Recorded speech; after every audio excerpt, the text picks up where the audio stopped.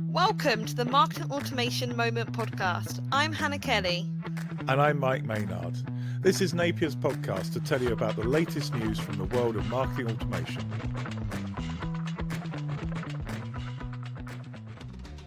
Welcome to the Marketing Automation Moment podcast. I'm Hannah Kelly. And I'm Mike Maynard. Today, we ask if marketing automation tools really help us save time. I get excited about gold rushes and hype cycles. I talk about being human. And Hannah and I present our tips for 2026.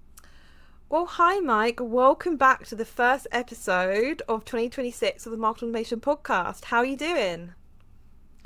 I'm doing good. Hope you're well as well. And I'm really looking forward to having some good conversations about marketing automation in 2026. Me too. But before we get started, I think we've actually got some exciting news to share, haven't we? And that's actually that our big motor race of the year has just been booked in, Napier's go-karting race. Yeah, I mean, forget about, races at Monaco or Monza. The really big race is the Napier go-kart race in a month's time. And I'm sure we'll share who wins, although I hear that there's even people driving who haven't yet passed their driving test, Hannah. Is that right? I can neither confirm or deny that, Mike. But for listeners, Hannah's not passed her driving test, but she's decided to enter the go-karting race. So we're all very excited to see how well she does. Yes, wish me luck, everyone. Well, let's kick off, Mike, because we've got quite a bit to talk about. And actually, we've got some interesting perspectives to talk about. So something slightly different, not necessarily news, but actually some things that both of us have come across in how the marketing automation platforms are really marketing themselves. And what I mean by this is, I came across a webinar from Acton. Now, we've talked about Acton a lot. They do webinars, several times a week. But what I thought was really interesting is that they actually have just hosted a webinar, which was yesterday. So for our listeners, this was actually the 14th of January. And they talked about doing more with less. So how lean marketing teams are thriving. And I thought this was quite interesting because there's no denying that the economy is in a bit of a situation at the moment where the market is struggling slightly. And actually Acton are capitalising on this to be like, okay, well, look, you might be having lean marketing teams, but look at what we can do for you. Look at how we can make our lives easier. I don't know. What did you think? Yeah, I mean, I think it's an interesting claim. I mean, this do more with less has been a cliche for, quite a few years now. Everybody's been pushing it. And I think it's true that teams are, struggling. They are being reduced. People are having headcount looked at. And marketing is no exception to that. I think the real question is whether overall MarTech is actually helping marketers or whether it's actually introducing more and more to do that's actually giving us more work. And I think there's pretty good arguments on both sides.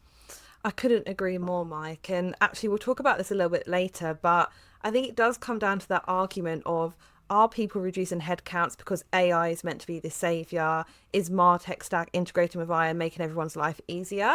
I'm not actually sure that's true. And I mean, we've had conversations in the past where people can invest so much in a MarTech stack. They actually have too many platforms, too many apps that they're using. And so it's not saving them any time at all. Yeah, I think you're right. I mean, stack complexity is a real issue where people have got lots of different tools and they're having to jump from one tool to another to get a campaign together. I think, what Acton would say is that tools like Acton and a lot of the other marketing automation platforms, they can do a lot in one platform, which I think does help. But to me, what we're seeing is, yes, tools are actually making marketers more productive, but there's still a massive requirement on marketers to do more and more. And, ironically, the cliche, do more, I think that's absolutely true. Whether the tools are actually enabling us to get more done at the same quality with fewer people, I don't know. My gut feel is that still today, most of the tools, are still quite focused on features rather than necessarily simplicity. I couldn't agree more, Mike. And I think what you're saying here as well is that the marketers are having to do the strategy. They're having to actually implement things right. And again, if things aren't being used correctly, if there's not thought going into the processes of how things are set up, then actually that quality is never going to be there.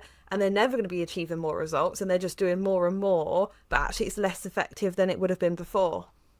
Yeah, I completely agree with you. I mean, maybe we should move on to the next topic because I think, the thing we've been dancing around a bit is AI. So tell us about the next story you found, Hannah. Yes, so this was actually from MarTech, and I'm an avid reader of MarTech. And the reason I've actually picked this out is because they use the phrase, is the AI gold rush over? And just for our listeners, Mike's favourite phrase at the moment is gold rush, so I couldn't resist bringing it up today. But this was really interesting because the article actually talked about, we've had a whole year of AI agents, different AI capabilities being integrated onto platforms. And it's been this really amazing, bedazzling, like, look at what we're doing. This is so exciting. This is going to be amazing.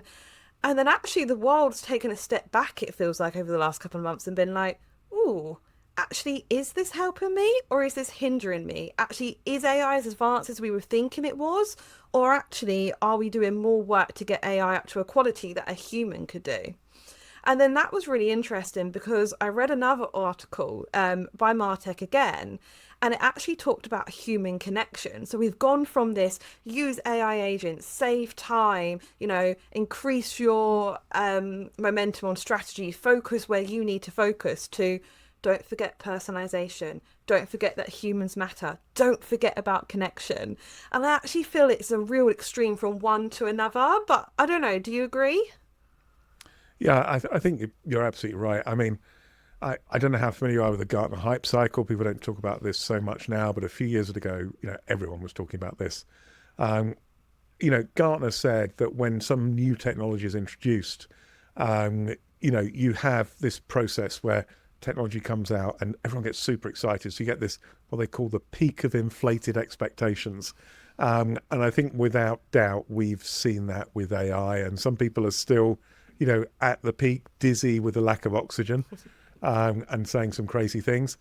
But actually what happens after that, according to Gartner, is you fall into what they call the trough of disillusionment. And I'm not sure people have quite got there with AI.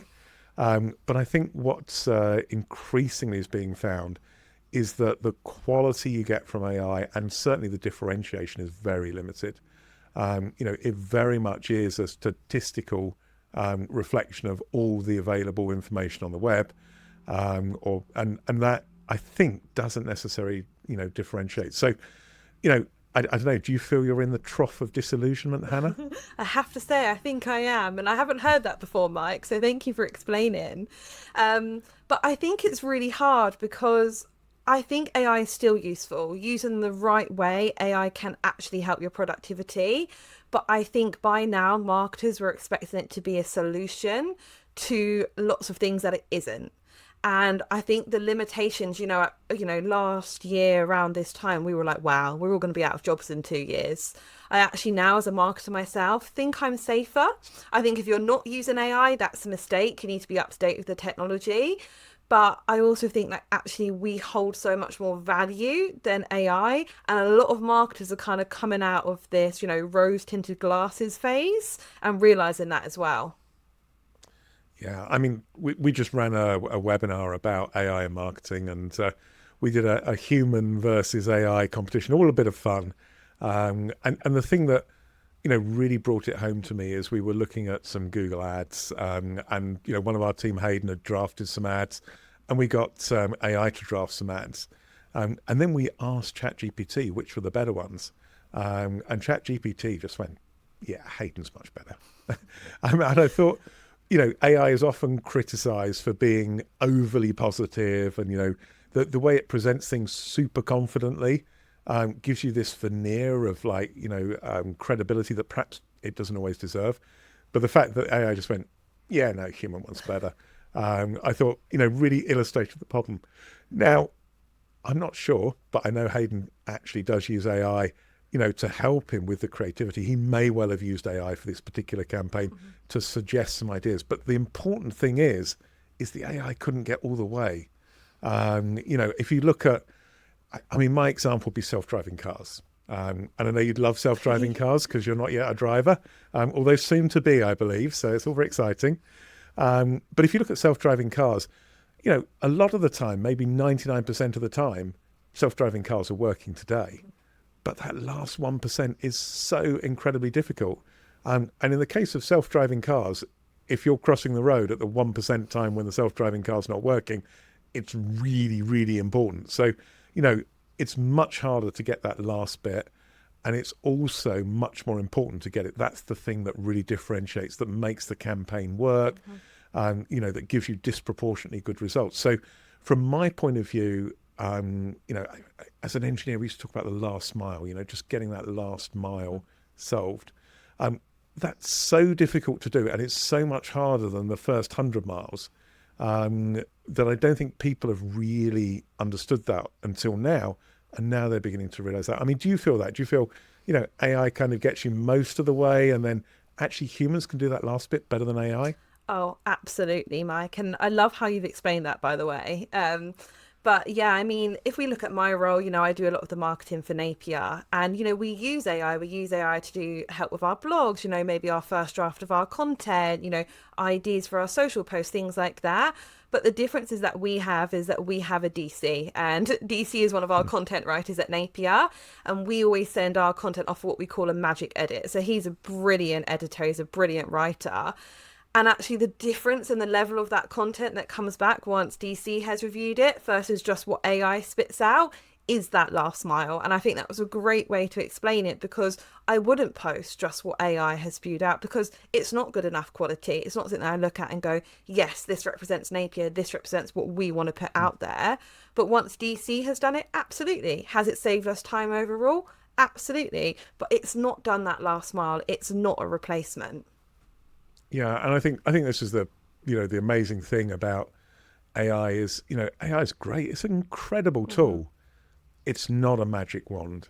And I think people are expecting, this tool, this hammer, to actually be a magic wand and be able to do everything.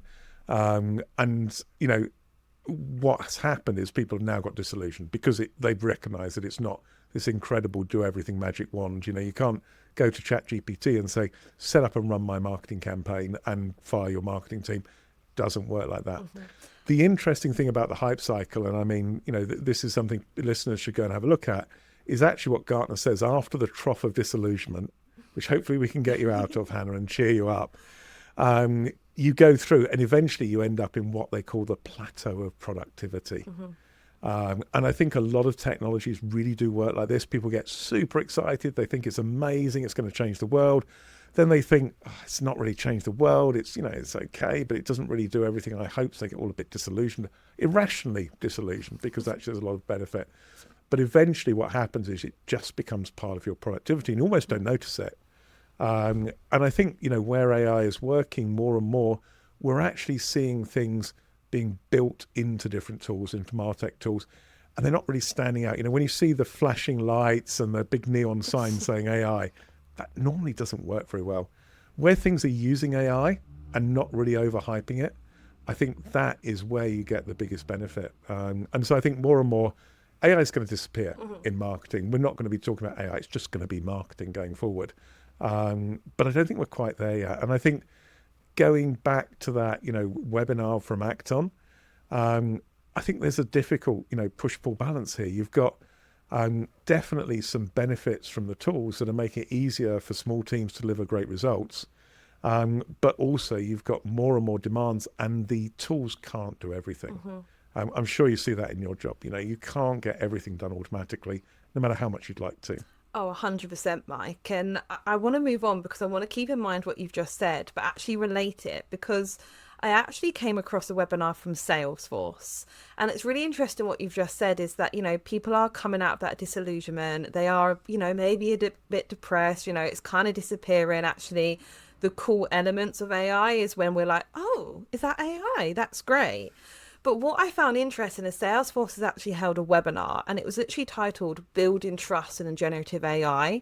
And I do wonder if some of the platforms are panicking because, I've talked about my love for Einstein. I've loved everything they've done marketing wise, but they're obviously feeling maybe that bit of pressure that marketers aren't that impressed. And so now they're like, oh, okay, how do we need to address it? Oh, it's all about trust. We need to be building trust. But then you've got everything else in marketing at the moment talking about building trust and building connections with actual humans. And I just thought it was a really interesting parallel of what they're actually trying to get across when we know that that isn't the focus for marketers now. I don't know. Do you think it's a mistake? Do you think it's okay? What do you think? Yeah, I mean, I think it's probably the case that, Salesforce have, got really excited, got on a hype cycle, promoted AI hugely, and actually people have found it doesn't quite deliver to the promises in the real world. And so potentially some of Salesforce customers are actually in this trough of disillusionment. They're irrationally disappointed, and they should be much happier. And so Salesforce is trying to do that. But you've got to worry when you're being, running webinars, trying to explain how to measure answer quality, and to explain that, HITL, as I believe it's called, humans in the loop, is an important thing. So it's interesting. I think what's happened with AI, this is maybe a kind of deep conversation about marketing, is that AI has shown that language is not that difficult for computers. We thought it was really hard for computers to do language, but actually, as it turns out, with large language models, it's really easy. And because we've always thought that language is a sign of intelligence, it's what sets us apart from, animals, basically, is the use of language, then we've assumed because AI is great at language, it's great at everything else. It's not necessarily brilliant. I mean, there's some amazing things it does, but I think it gives you this sort of veneer of confidence. And so people have thought, oh, it's incredible, it's going to be brilliant. And now they're thinking, oh, it's not brilliant, so therefore it must be rubbish. Actually, the answer is somewhere in the middle. Yeah. And I think we need to get to that plateau of productivity. And the smart people are ignoring the hype on both sides. They're ignoring the fire all your marketers, run everything through AI. They're ignoring the AI is terrible, don't use it. Both of those sides are ridiculous. Let's get and focus on practically how you can use it. And I think that's what Salesforce is trying to do with the webinar. I think it's interesting. I mean, sorry to waffle on, but just to go back to the original topic we talked about, which was the Acton webinar. I mean, one of the things I think that Acton brought up was really interesting is small marketing teams are more agile. And one of the things I've seen is, where you've got clients with very large marketing teams that are quite bureaucratic, actually they're finding it more difficult to get real benefits from AI than some of the smaller teams that can actually play about with AI, be a bit more flexible and adopt what really works. I mean, do you agree with that smaller teams are getting the best benefit? Absolutely. Absolutely. I think as well, when you're in a larger team, you're often in a corporation that has a lot more red tape as well. And when you can be agile, when you can be like, okay, and I actually just want to go back to something you said about having that middle ground, and you understand that middle ground as an agile team, they're getting the best use of it and they're getting the best results from it. And I think that is really key as well. It's not just the best use, but it's actually the best results from how it's helping them.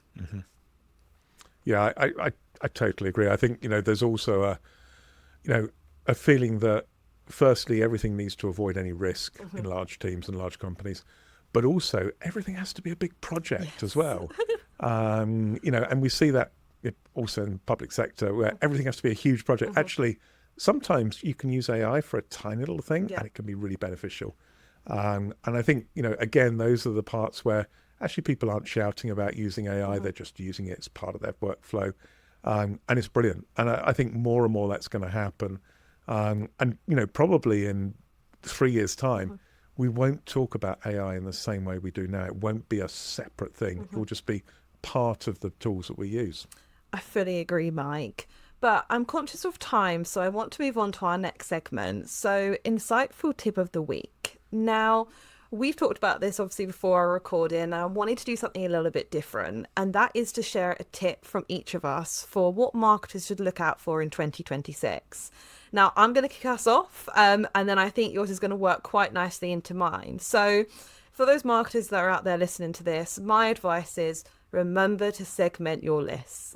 I think it's something we've mentioned so many times, but it comes down to that personalization. It comes down to that, what is again becoming that really increasingly important human connection. Like, make sure that when you are actually sending out your emails, you're not just doing a generic e-blast. You are figuring out who you're talking to, the markets, the sectors. Actually drill down to job title. It could be based on what people have brought before. The difference you will see in your results, we've seen it again and again, cannot be understated. I love that. I mean, I think, we all buy stuff online and we all get the people who bought this, bought that kind of emails. The reason we get them is they're incredibly effective at selling product. I mean, we've run campaigns for clients and increased sales by millions. I think personalization, based around not only what people do, their role, but also their behaviors is super important. I love that tip. That's a great one, Hannah. Thank you, Mike. Now, what about you? What's your tip for 2026? Well, my tip's really based a little bit on what we're doing now at Napier, and it's to get an outside perspective. And I think what we see when we go and talk to clients, so, I'm thinking about some of the newer clients we've won, you look at some of their marketing, you say, it's all about you. And the client goes, what do you mean? And you say, well, look, we do this, we do this, we do.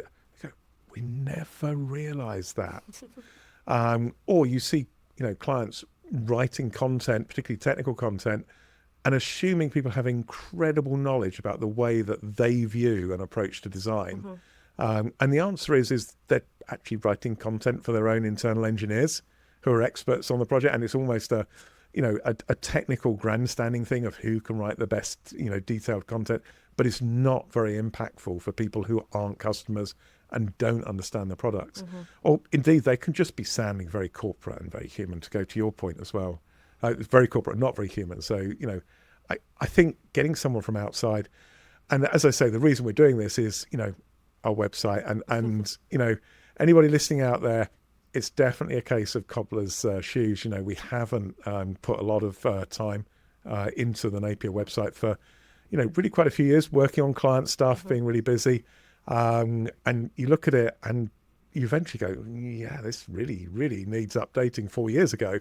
But what we've done is we've brought in an outside consultant to come and, really look at how we talk about ourselves. And, Carl has been amazing, including getting us to say, yeah, okay, that probably is a bit insular. That's probably not the right thing to say to customers. I mean, don't you agree? It's been great getting someone in from outside. Oh, it's been fantastic. And I think we all surprised each other with how much we agreed.